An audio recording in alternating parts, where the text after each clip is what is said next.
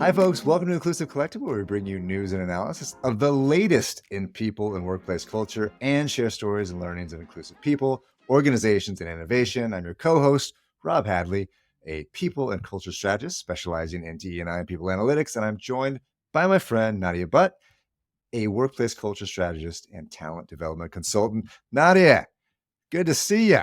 Hi, Rob. How are you this week? I am fantastic. Yeah. How are you doing? How's everything? Everything's, decent. Not terrible, That's always a good sign. That's that's always that's the bar. That's the bar. That's the bar. Hey, I was just I hadn't thought of this, but you reflected on a lot of the things last week that Mhm. are happening in the world. Oh, yeah. And then a couple weeks ago, you were excited about Jon Stewart coming back to the Daily Show. Have you been Yeah. watching it? I What have been watching. You know what's funny? I don't even know if I told you. I got rid of my cable at the end of last year. Remember when I upped my internet? you trade off. I did. I upped my internet because I just wasn't really watching cable, like Yeah. channels and stuff. I have all of the subscriptions to like everything online, streaming wise. So I was like, I don't need cable. But now I'm like, where do I watch Jon Stewart? And well, what's interesting is Comedy Central like releases it like the next day for Uh-huh. free. So Yep. I've been watching it there, and then of course like clips and stuff here and there on social. Nice. Um, I love him. How's your wife feeling about it? I know your wife was like hesitant because She he a what was he, a No, he vaccination was a denier? Wuhan lab leak guy. Oh, He was come like really into on. Wuhan. I mean, that's a Is that still 50-50 true thing. though? That's a Like 50-50 meaning that he thing. believes, okay. Oh yeah, he definitely believes it. But Yeah. I would say that Okay. the Republican nominee for president says it's a guarantee that it came from There you Wuhan. go. So there you That's go. true. Yeah. Yeah, 50-50. Are you watching it? Yeah, for sure. No, Okay. I'm a big fan. Definitely like it. Obviously, my feelings on ageism, and so his first show out of the Yeah. box was that It's yeah. Joe Biden is old, and Yeah. it's like, yeah, I mean, it's not that he's not old, right? Yeah, It's he's that I don't older. like to be, I don't like to tell people when to get off the stage, right? I think Yeah, that's their yeah. decision, and Yeah, I think that that was there's people that's older people can be completely capable, right? Doesn't matter what totally. your age is Right. for the task at hand. So, but Yeah. the commentary was very funny. So anyway, Yeah. I'm glad that you found it a day later. You can watch it a day later. Yeah, I watch, like, the clips the night if I'm awake, I'm usually not awake, but then first thing in the morning, also, he's the podcast, like, there's the Daily News podcast edition that you can I listen only to, so listen to I'll this listen to the podcast. I morning. don't listen to any other Of podcasts. course. Yeah, no room for it. Yeah, that's What do we funny. got today, Nadia? All right. Well, Rob, so this week on Inclusive Collective, the fight over gig worker pay rules and the North Face pays people to learn about privilege. Ooh, We'll also be joined by Angela Howard, CEO of Call for Culture, and later we'll rant and rave, of course. But first, let's get to the deets. all right. Let's lead it off, Nadia. You sent me this article, so you're Hmm. responsible for this. I Oh said I boy. would do it, and then I immediately regretted it because the Because we article fall into itself. this category. Well, unfortunately, some days, yeah. But it's just so wonky, right? So let me try to Yeah, summarize this in a few lines. sure. So the Washington Post had this long article about the fight over Labor Department rules that were put in place by the Biden administration to tighten the process around companies classifying their workers, right? Companies want to classify gig workers as contractors as much as possible, so they don't have to pay overtime, they don't have to provide benefits, et cetera. Mhm. So a number of the companies and organizations banded together this past week to file a lawsuit to try to stop this from taking effect. So this has been going on since the emergence of ride-sharing companies in the Obama administration. The rules really allow the Department of Labor to punish companies that misclassify workers for their own benefit. Mhm. So I'm going to stop there. Thank you Yep. for the wonky article. Do you have thoughts on this? I mean, I don't really, only because it's just so complicated. Like I was rereading the article and I'm not going to like sit here and pretend that I know how nuanced it is. I think of like all the rules and the employment laws that are considered in these types of decisions, the considerations for things like benefits, pay, overtime, etc. So I think it's interesting though because I would imagine gig workers, and many times like we fall into that category. So you imagine like gig workers enjoy like the flexibility of being independent, right? But they also appreciate benefits And oftentimes when you purchase benefits on your own as an independent contractor, it's very expensive, right? Hmm. Hmm. And then employers like they enjoy the use of independent contractors, right? For various reasons. One because maybe there's just a variety of choice, and then also they don't have to pay benefits, right? Hmm. But also I think employers just like how there are rules around employment, specifically around the number of hours or how often and the frequency and etc. So it's all just really tricky and confusing, but I did like to draw attention to it because I think it's important, especially if you are an employer and you're working with gig workers, or you are a gig worker and you're trying to understand what your rights are. So yeah, I'll pause there for your Well, you did a good job, and I am going to pretend like I understand the nuance yeah. for a second. No, just kidding. I'm not. You and your I, employment law my background. yeah, yeah. I so you did a good job, and so those are the issues, right? And I think that I guess my feelings are we really get locked into these shitty structural models in our economy in terms of working, right? And so Mhm. Uber says in this case that if this happens or if these rules go into effect, that up to 2/3 of people can't be drivers. But you think about it and you're like, well, why is that? Right. It's like, why do you have a labor model that's so fragile? It Yeah. only works if you pay people a very little amount and you give them no benefits, right? So, Yeah. it would suck. It, I think it would suck if Uber didn't exist. And, Yeah. it'd probably bother me less if DoorDash didn't exist, but I know others feel differently about that. But Listen, there's a convenience factor to a I lot of these things. it's out of my price range, Yeah. but maybe not in that case, right? Like maybe the old model where, people drove you around, they did a bad job, they got lost, they took forever to show up, right? They're called taxi drivers, but they had unions and they had benefits, right? So maybe Yeah, we were onto right. something with that, right? We always get locked into these structural models and we're like, well, we can't change it because then we wouldn't have Uber. It's like, well, maybe we should.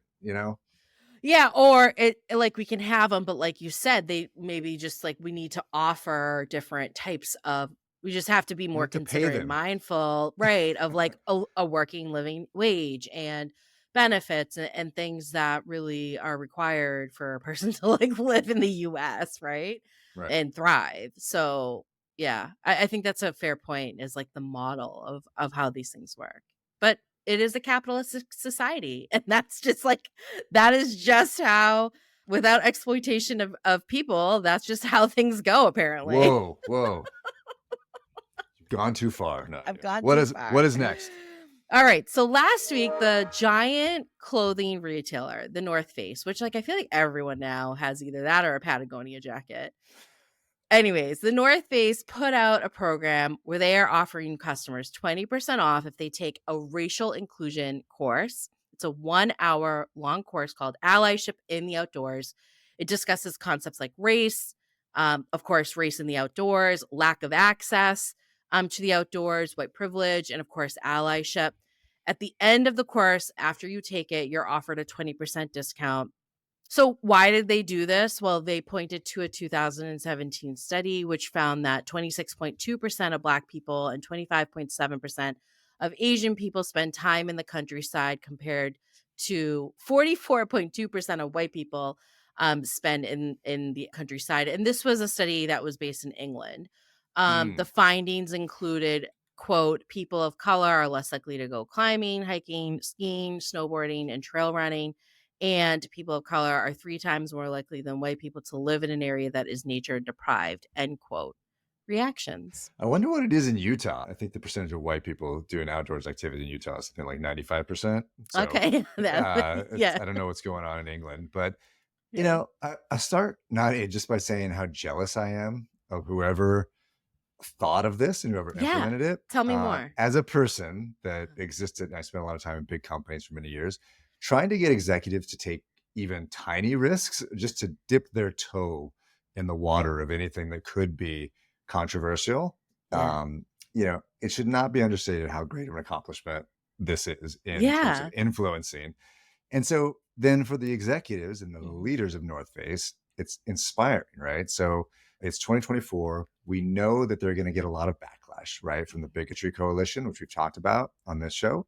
And despite knowing this, they move forward. And of course, if you Google the story, there's a ton of backlash already happening from folks writing about this. So Yep. now on the merits, They're correct, right? So we have relationships with people on this show. We've had people on the show that have made their case about the lack of access to the outdoors. We had Pine Bossium of REI, Hmm. Path Ahead Ventures there. That's the investment arm of REI that has the mission of investing in underrepresented founders of color. We have the terrific Charlotte Young Bowen, the founder of Conscious Gear. Yeah. So the education of their customers there at North Face, there's evidence to support that message, right? And that they're trying to get across to their customers. So they're on very firm ground in terms of their principle, but principle is just never enough these days, as you know. Yep. So what I always say, Nadia, No, I love it. Like, corporations are where courage goes to die. to Yes, die. that's yes, Yeah. yeah. No, I think like you raised such great points. Like there was definitely the backlash from conservative rights, right? That this is like quote unquote woke capitalism. What a really interesting and innovative like test to be more socially responsible. Like I've not seen anything like this before, to like incentivize people to learn more about how they can build more awareness or allyship around something that the North Face, values, which is the outdoors. And I just think like what a really cool and genius idea. So I'm looking forward to see how it turns out and what the returns are in terms of like number of people that took it, the types of people, the demographic that took this, what the ROI was on it. Like I would be very curious. So anyone at the North Face who wants to join us, would love for you to join us here on Inclusive Collective. I just think it was a really interesting and brave way to make some change. And go out and take the course too, right? Get your Yeah. 20% off, like, right? I'd love to hear what that experience is like as Yeah, get well. that jacket at a discounted rate, Yeah, yeah, it's 20% overpriced, so that's. All right. Well, thanks for that, Nadia. We're going to take a quick break here. And when we return with Inclusive Collective, we'll be back with Angela R. Howard of Call for Culture. Stay with us.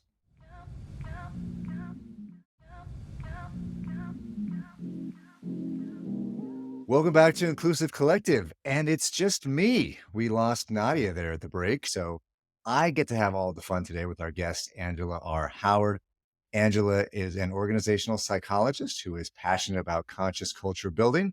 As the CEO and founder of Call for Culture, she works with leading companies and convenes interdisciplinary change makers across these social systems to drive meaningful and sustainable change by stepping outside of the traditional boundaries of HR. And I love that. She takes a multidisciplinary approach to help companies hone their capabilities and strategies they need to future-proof their organizations and company culture. Angela R. Howard, welcome to the show. So great to have you. Thanks for You. joining us. Thanks for having me, Rob. And Nadia, if you're listening, hello. Nice to meet you. Sad you're not here with us, but you're doing Yeah, some yeah. great No, things, it sounds like. she's going to be super sad too once she hears this conversation, right? Have a So part two. yes, we'll come back. We'll come back. I already know we'll want to have you back. So I want to start big, Angela. I like to start big.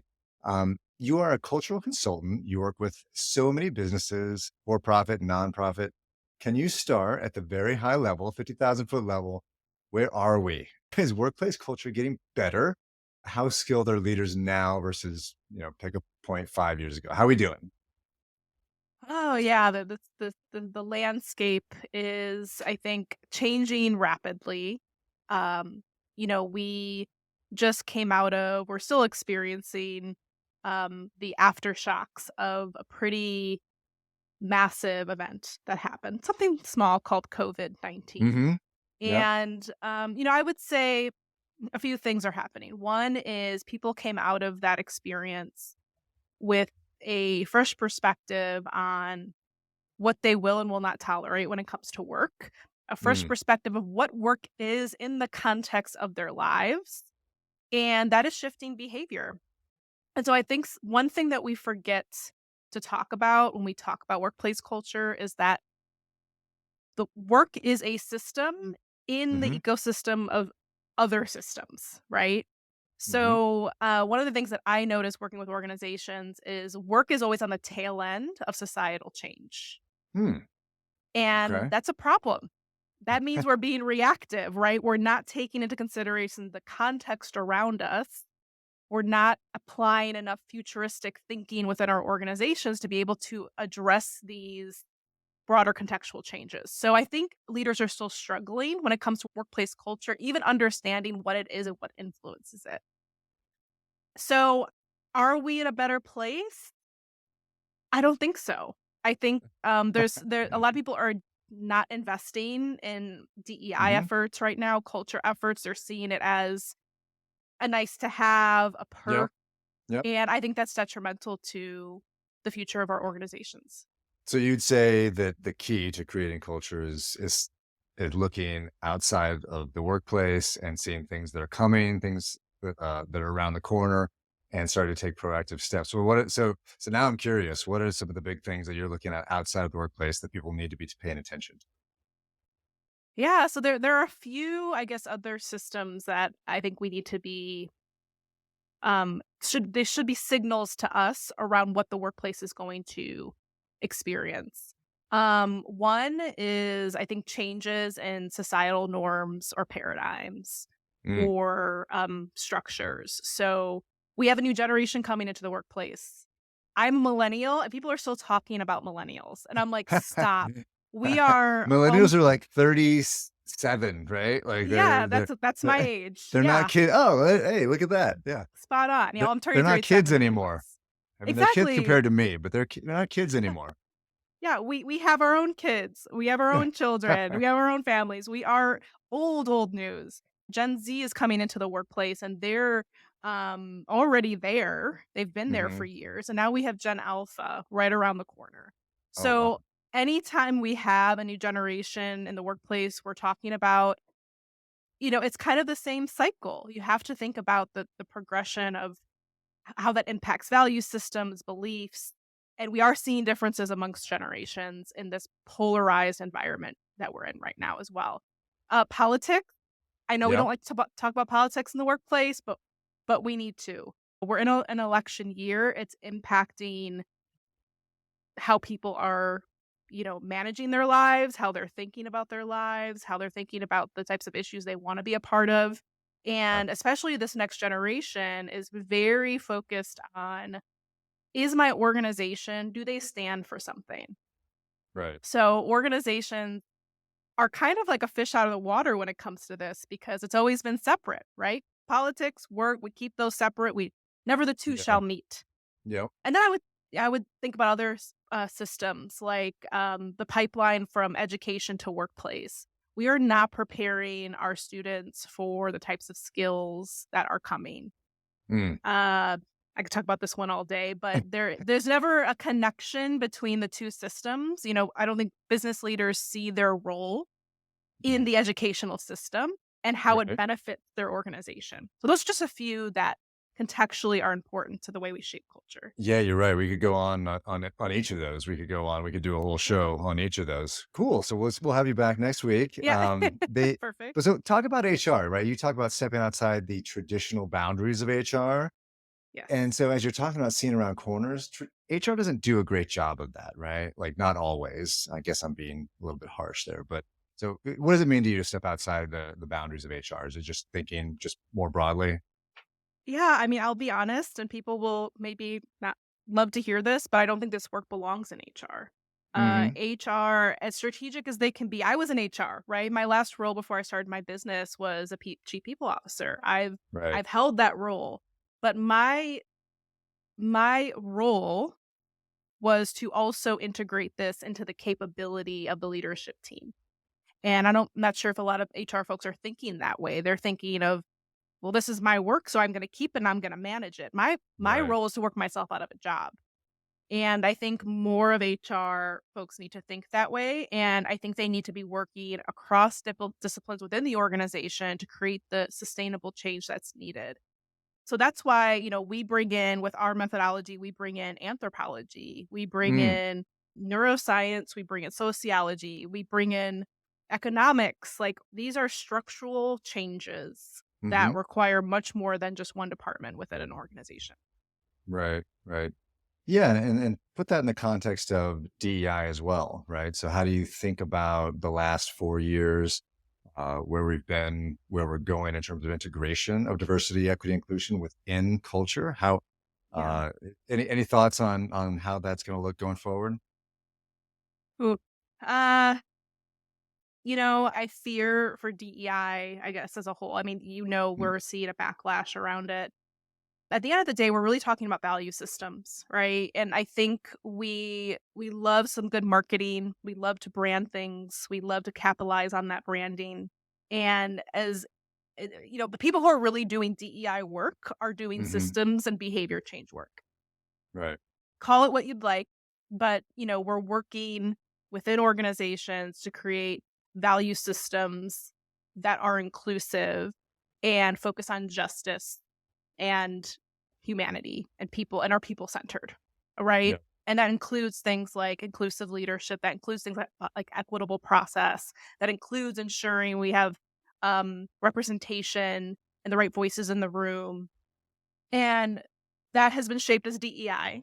And I think Mhm. it's important that we name the things. But I do think we've unfortunately gotten to a point where DEI has been branded and there are people who are for it and are against it versus Mhm. thinking more holistically about what are we actually doing when we say we're doing DEI? Like, what are the Right. initiatives and the behaviors that we're baking into our value system and the fabric of our organization to make it better and to make it a safe space for all people? Yeah. Yeah. No, I love that. And I love that you called out that, in its purest form, not many people can be against equity and inclusion, but we've Right. lost control of the narrative here a Yes. little bit in the last, and maybe we'll get it back at some point as well, right? These things uh, Hmm. tend to ebb and flow. So, so let's talk about some things that you're doing, particularly the Culture Impact Lab, May 15th and 16th, Chicago. I love it, not just because I'll be there, but I've been thinking about this recently. We don't challenge the way things are done enough, obviously, in business for sure. Right? We take things for granted the way things have always been done. But even little things like how is a conference supposed to work? How are people getting together and events supposed to work? And so tell me about your vision for Culture Impact Lab. Let's start there. Where did this come from? Yeah, so it's twofold. One is, I am also on the speaking circuit as you are, and probably Nadia. It sounds like she is off doing her thing. And to be honest, I stopped going to conferences unless I was speaking, mainly because I felt like I was going there for two reasons. One was to collect business cards and Mm-hmm. posture, and two was to listen to people speak, but not in any kind of coherent fashion. And yes, some of Mm-hmm. the speakers were really fantastic and I got great insight and I was inspired, but I literally couldn't take those learnings back and do something with them. And I got Right. so frustrated because I'm like, the world is burning right now. Mm, Why are we not spending our time in spaces and communities that are going to drive some kind of action? Like, I want to take back a plan that I can then bring back to my practice or my organization. So right. that was, I mean, I was just fed up on that from that perspective. The other part was I wanted to create an experience that was kind of a DIY version of what we do within organizations. I wanted to scale our methodology. I wanted more people to have their hands on it so Yep. that more organizations can be impacted. So, the Culture Impact Lab is essentially a 2-day event where participants will bring a problem statement. So, we will Mm-hmm. help them through, and you're going to be helping us with some of that, determine what is the workplace culture challenge that they have.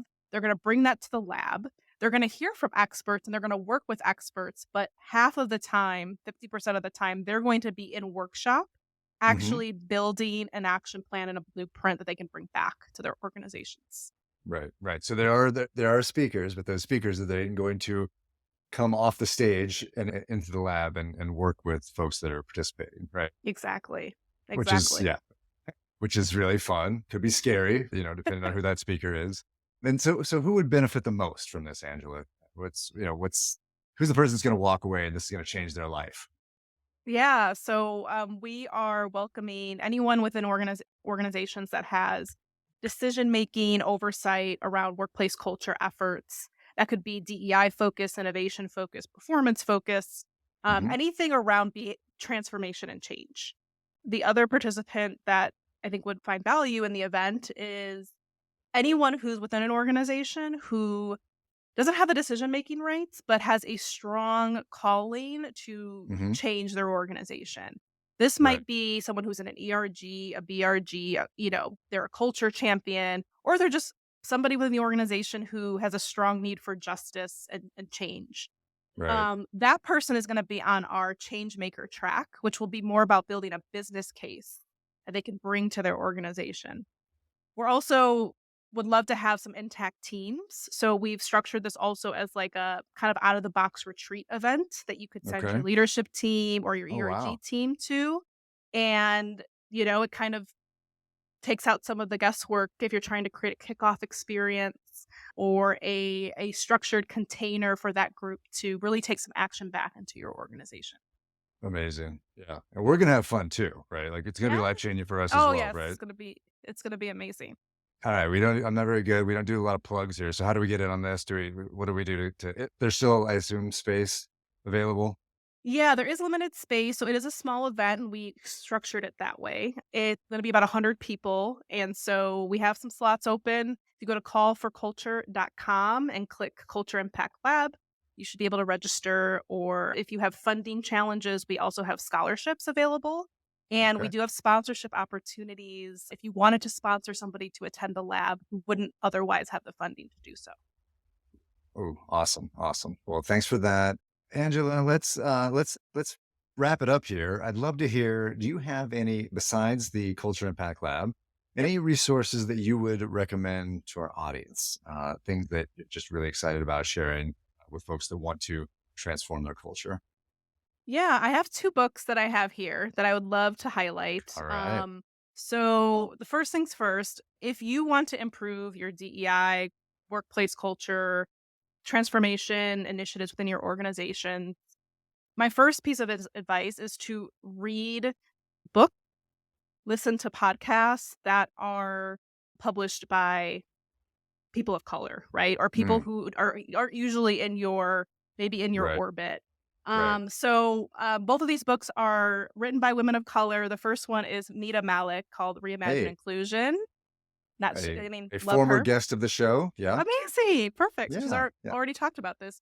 Great practical steps to creating more inclusive workplaces, but also just kind of busting some myths about actions that people are doing that actually aren't making an impact. The other Nice. book is from a Black author. Her name is, and a good friend of mine, her name is L'Oreal Thompson Payton. She's here in the Chicagoland area. And definitely would recommend not just reading DEI books, but also books that are written by um, women of color about their lived experience, right? So Right. Right. not all marginalized people write about DEI. We also write about our lived experiences, how we see the world, how we experience the world. And so this is called Stop Waiting for Perfect, Step Out of Your Comfort Zone and Into Your Power by L'Oreal. Highly I love it. recommend. That is one I have not read, so I'm excited about that one as well. So, well, Angela R. Howard, thanks so much for that. It was great to have you. Can't wait to hang out with you in May in Chicago, and yeah, definitely check out callforculture.com and the Culture Impact Lab. And yeah, and then maybe we'll come back and hit some of those other culture topics that we hit earlier at some point. Awesome. Thanks for having me, All Rob. right, loved it. Yep, yep. Great to see you. Thanks so much, Angela.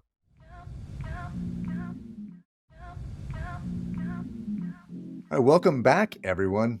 Nadia, so good to see you again. So good to have you back. We just finished our conversation with Angela R. Howard. How jealous are you? Yeah, I know. I'm so sorry that I missed the conversation. What a great conversation it was, though. I hope we can have Angela back soon.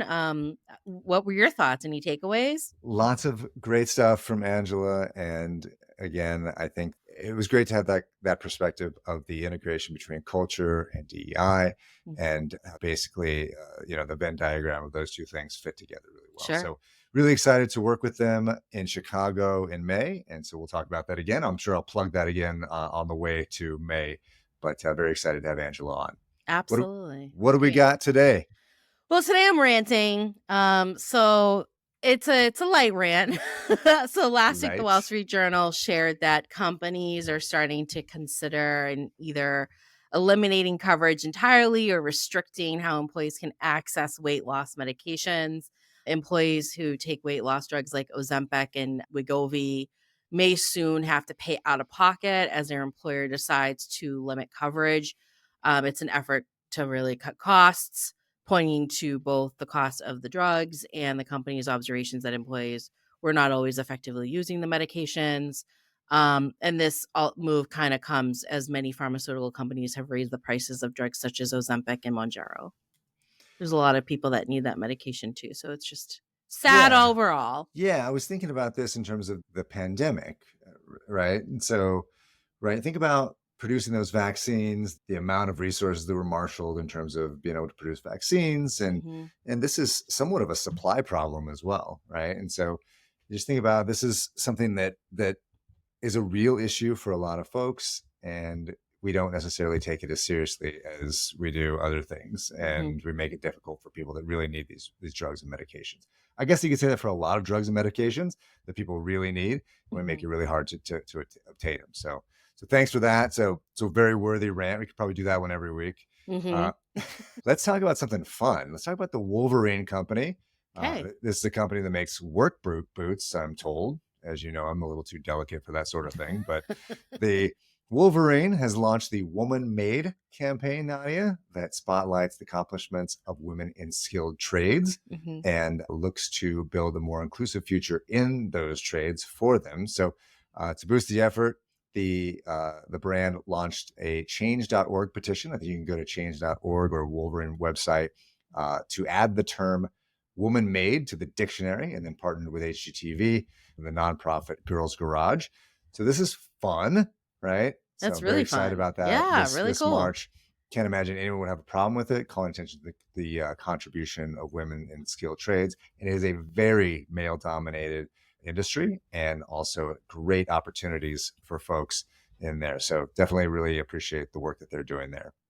All right, Nadia, that's it for Inclusive Collective. Just a reminder that are you looking for DE&I and workplace culture strategy consulting, problem solving, or training, you can reach Nadia at nazconsultants.com and Rob at takanoconsulting.com. You just heard about the Call for Culture Impact Lab, May 15th and 16th in Chicago. I'll be speaking at that and facilitating. If you're interested, go to callforculture.com. You can use code RobHadley300 for $300 off. I'm also doing a LinkedIn Live today, March 12th at 12 Eastern, 9 Pacific. We're doing part 2 about how you can use data in your organization to protect yourself and drive equity in the workplace. We have a real lawyer on the show, Nadia. You know, I'm a fake lawyer. And so looking forward to that. Jacqueline Harani will join us. So tune in for that, or look for the replay on LinkedIn, on YouTube. Very cool. Lots going on. Well, thanks for that, Rob. Inclusive Collective is a production of Rifelion Media and edited by Ari Mathay. We would love to hear from you folks, so please send us your feedback at inclusivecollective@rifelion.com. You can also find us on LinkedIn, YouTube, Instagram, Facebook, and TikTok. But also follow us on LinkedIn so you can subscribe to our Inclusive Collective newsletter. If you like what you heard, please be sure to subscribe and rate us wherever you get your podcasts. We like 5 stars. Thank you again to our guest, Angela R. Howard of Call for Culture. We will be back next week. Be well. Thanks, Nadia. Thank you.